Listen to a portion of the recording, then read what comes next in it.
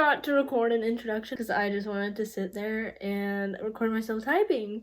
I am taking you through a week of my life as a high school student applying to college and MIT. I have my MIT interview this Saturday. I will let you guys know how that goes, and you can see what my life is like leading up to it. It's 9:45, and it'll probably be a long night of writing for me. We'll get it done. We'll get it done. Yeah. So today is Wednesday. I just got out of my sociology class. I was running late today. Awesome. Like, I don't know if you see, but my hair's wet. I feel weird. Like, people are gonna look at me and be like, oh, why is your hair wet? I'm gonna go get coffee and work on some college applications. So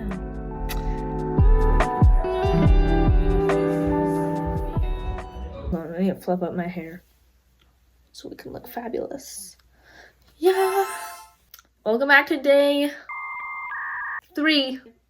My light just did something weird. I have a busy day ahead of me, but it's not bad relative to what it has been. We'll be going to my internship and concurrent classes. I have to finish my Levine Scholars application for UNC Charlotte.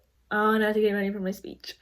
Yep, I have a speech today. And then it'd be nice if I can to like paint or prepare for my interview. I'm really proud of my outfit today.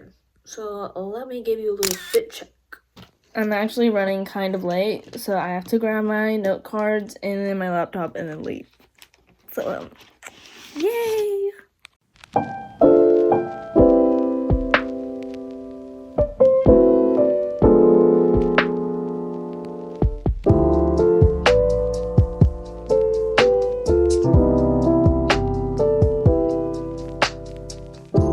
The elevators were broken at the college I go to, where I'm so out of breath.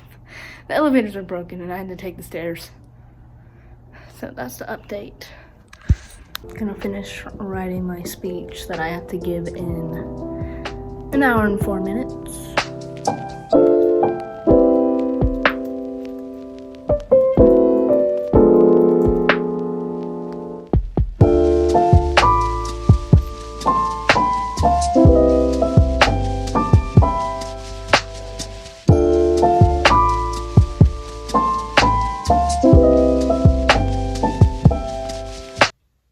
What is happening? Oh, I just locked. Today's Friday. I did my speech last night for my speech class with special occasions, so I just did a wedding toast. Hurrah. And it went really good. My last 2 speeches haven't been my favorite. I didn't make a bad grade or anything. It was just they just weren't great. But this one was only 2 to 3 minutes. I was like speaking from the heart. This week, I really need to start studying for my finals for my dual enrollment classes. I'm talking to myself. I'll be right back. A few moments later. But my interview for MIT is this Saturday, which is really scary, but I'm also super excited. But right now, I have only 2 hours to finish up my Levine Scholars application, which I think I should be able to do. I have to go do that now. My makeup's kind of eating though now.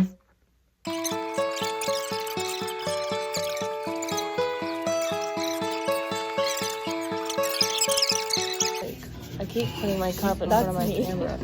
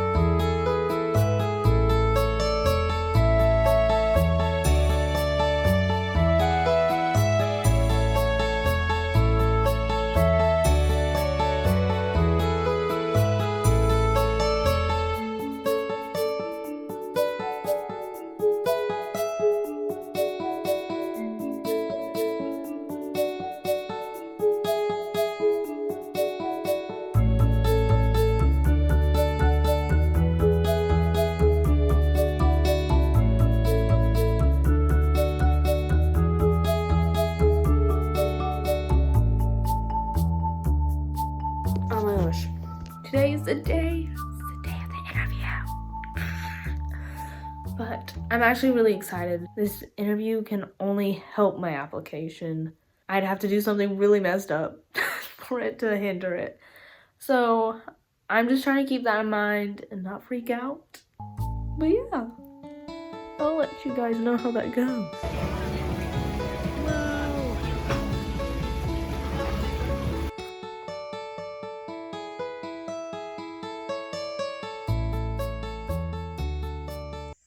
Good morning.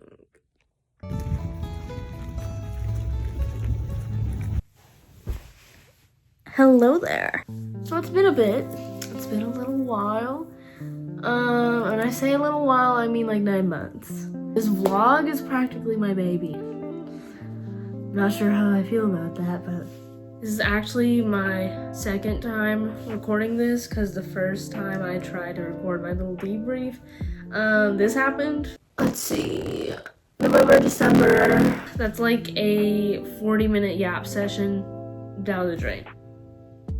My MIT interview experience. It was a really fun interview. When they say that it's a very casual interview, they really mean it. I'm gonna be so honest, I was so anxious before it. I did not prepare as much as I wanted to, but also thinking about it made me want to throw up. So there was only so much I could do.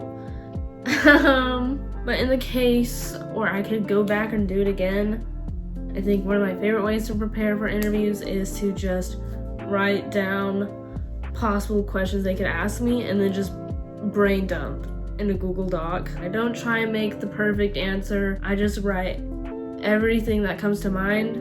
So whenever I'm in that stressful, anxious situation, I'm not trying to rely on my thinker, because the thinker isn't working when I'm tweaking. So yeah, it's almost like I have a muscle memory because I've already gone through these ideas before. That's my tip for highly anxious people. I met my interviewer at a cafe. One thing that I don't think is talked about or that I didn't see when I was getting ready for my interview, for me it's a little scary meeting like a stranger. It's like, I don't know you. And so, is it weird to like wait there with my family to make sure I'm not getting kidnapped? I'm 90% sure I won't get kidnapped, but there's this like little 10% that makes me a little uncomfortable. And maybe it's a given and you're sitting here like rolling your eyes at me. But if it's not a given for you, if that helps you with your nerve, I think it's valid.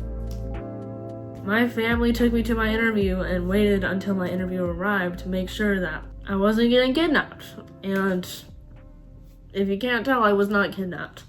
So, in my actual interview, maybe this is highly unhelpful for you. It's just like they're trying to get to know you, which, duh. But I mean in a way where one of the challenges with the MIT application, the essay or supplemental questions are very short. It's very hard to like craft your story when there's not a lot of room to actually do it. The application is much shorter compared to your average one. For me, I understood the interview as an opportunity to like flesh out your story. The application is kind of just like your bones. That's a really weird way to describe it, where we're going with it.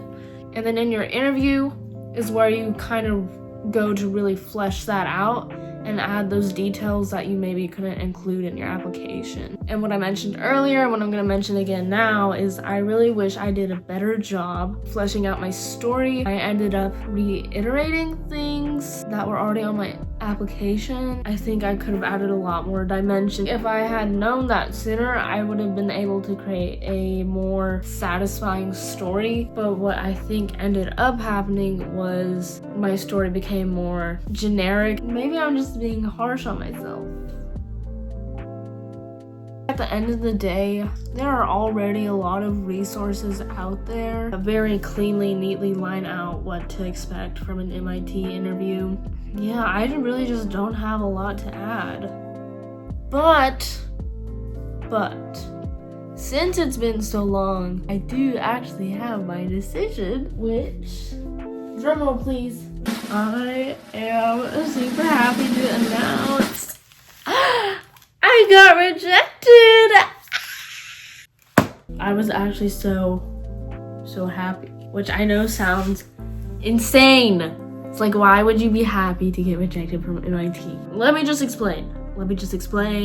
I don't regret applying to MIT. I'm really happy I shot my shot. But throughout the process, I started calling MIT the golden wrench. And what I meant by that was, if I got accepted, there's like no way I could turn it down. I've had crazy amounts of debt because I was pretty confident that I would not be getting a lot of financial aid or need-based scholarships, or not nearly enough. It would throw like a wrench in my plans, hence the golden wrench. I've always prided myself on being the type of person where, even though sometimes things don't really come easily to me, is I will work my butt off to get good at something or achieve the result I want. Applying to MIT just felt like another one of those things. I know I can succeed there because I'm willing to work my butt off for it. Over this past year, my mindset started to kind of evolve. I'm still a person that values like working hard to get what I want, but it got to a point where I was kind of sacrificing my well-being and my happiness. I just realized that wasn't worth it for me, and maybe at one point I was willing to power through and sacrifice those things, but I couldn't see myself doing that for 4 years. I knew that I was capable of succeeding at MIT. I just knew that I would have to work my butt off to be average, if not less than average. And so I almost started to dread it.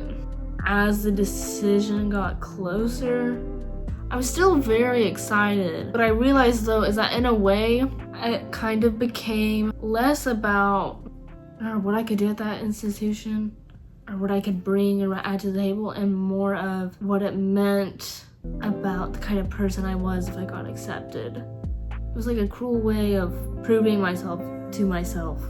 I applied early action. My decision was pushed to regular decision. And I think at that point I knew I wouldn't get it, because I think my application could have been stronger.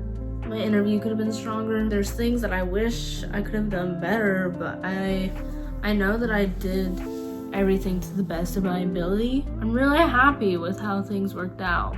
When your nerves are so high during this time, it's hard to know what you want to prioritize, especially if you're a student like me, where you always imagine yourself going to a prestigious school, or even just like a certain school. I think that's okay. I think one of the only things you can rely on is there's always going to be something that you wished you did better. And I think that's all I really have to say. I hope that makes sense, and I hope it's helpful to you guys. Oh, it's really hard giving advice. Whether you are a student who's about to go through college applications in a few years, or maybe you're a student who's about to do their MIT interview and you're trying to learn more, I wish you guys good luck. I think just the fact that you're watching this video shows that you really care and that you're putting in a lot of effort, and I say good on you, and thanks for watching. It makes me feel really good about myself. This is my first video, so please be nice to me. Please be nice to me. I know it's not amazing.